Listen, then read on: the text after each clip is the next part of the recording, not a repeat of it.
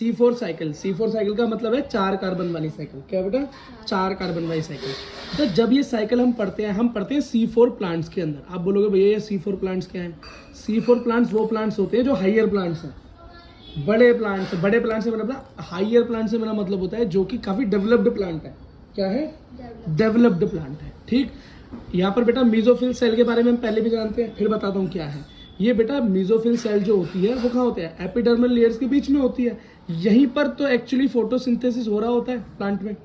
यही क्लोरोप्लास्ट है। ठीक है, अगली चीज हमें जो पढ़नी है वो है बेटा बंडल शीथ सेल। क्या पढ़नी है? Bundle sheath cell. अब ये बंडल शीथ सेल का है, मानो ये जैसे लीव है ना, तो ये लीव वेन्स है बीच में।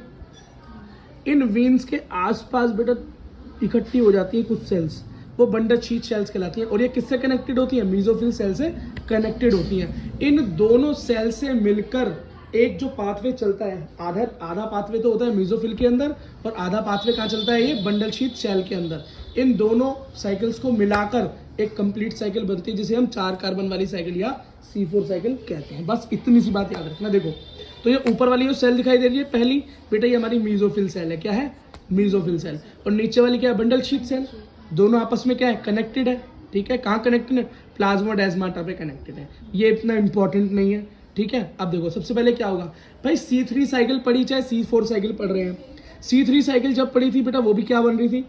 डार्क रिएक्शन की पार्ट है, ये भी डार्क रिएक्शन का पार्ट है। इसका मतलब प्लांट का फूड बनाने का प्रोसेस है ये, प्लांट का फूड बनाने का प्रोसेस। तो C3 जो हमने पढ़ा था वो क्या था? वो भाई लोअर प्लांट्स के लिए था, नॉर्मल प्लांट्स के लिए। C4 साइकिल क्या है? हायर प्लांट्स में हो रहा है। आप देख रहे हो ना, मीजोफिल सेल भी मिल रहा है, बंडल शीथ सेल भी मिल रहा है, मतलब काफी डेवलप्ड प्लांट है, काफी डेवलप्ड प्लांट है। अब ये देखो बाहर से सबसे पहले क्या आया? CO2 अंदर आया।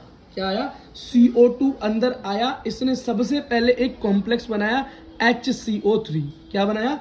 HCO3। कितने कार्बन है इसके पास? सिंगल कार्बन है। कितने कार्बन है? सिंगल कार्बन है। बेटा इसको जोड़ा, ये जुड़ा, किससे जुड़ा? ये जुड़ा फोस्फोइनोल पाइरुवेट से। ये बेटा आपको याद करना पड़ेगा, फोस्फोइनोल पाइरुवेट से जुड़ा। ये कितना? ये 3 कार्बन वाला कंपाउंड है। क्या है? 3 कार्बन वाला कंपाउंड है। ऊपर से एटमॉस्फेरिक CO2 अंदर आया, कन्वर्ट हुआ HCO3 में।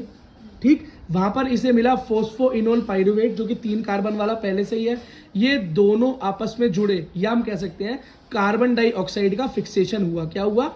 फिक्सेशन हुआ। अब जब कार्बन डाइऑक्साइड फिक्स हुआ तो 3 कार्बन और 1 कार्बन मिलकर कितने बने? C4 एसिड बना, मतलब 4 कार्बन वाला एक कॉम्प्लेक्स बना।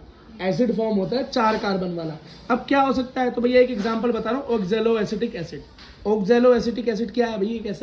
एक ऐसा एसिड है, ऐसा कॉम्प्लेक्स है जिसके अंदर कार्बन की संख्या 4 है। याद करना है तो ध्यान रखना है। ठीक है बेटा, अब क्या हुआ? यहां से ट्रांसपोर्ट हुआ, यहां से इन्होंने बस पकड़ी और ये कहां पहुंच गया? मीजोफिल सेल से कहां पहुंच गए?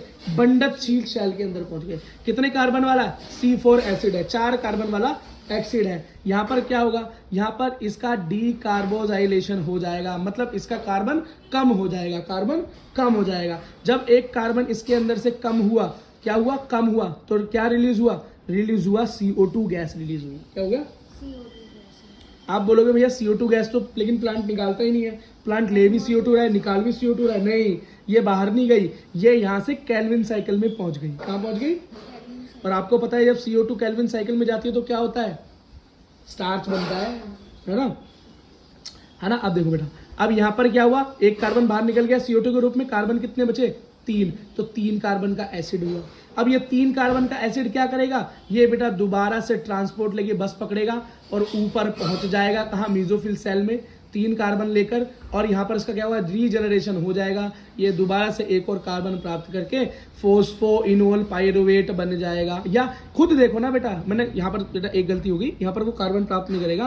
ये देखो C3 है तो C3 का C3 रहेगा, इंतजार करेगा वहां बाहर से कार्बन डाइऑक्साइड के आने का और 4 कार्बन वाला कंपाउंड या 4 कार्बन वाला एसिड बनने की वेट करेगा। तो इस C4 जो पाथवे चल रहा है इसका काम क्या हुआ? किया क्या इसने कुछ भी नहीं किया भाई। इसने हमको CO2 दिया केल्विन साइकिल के लिए। समझ गए? यही है बस C4 पाथवे, और कुछ भी नहीं है।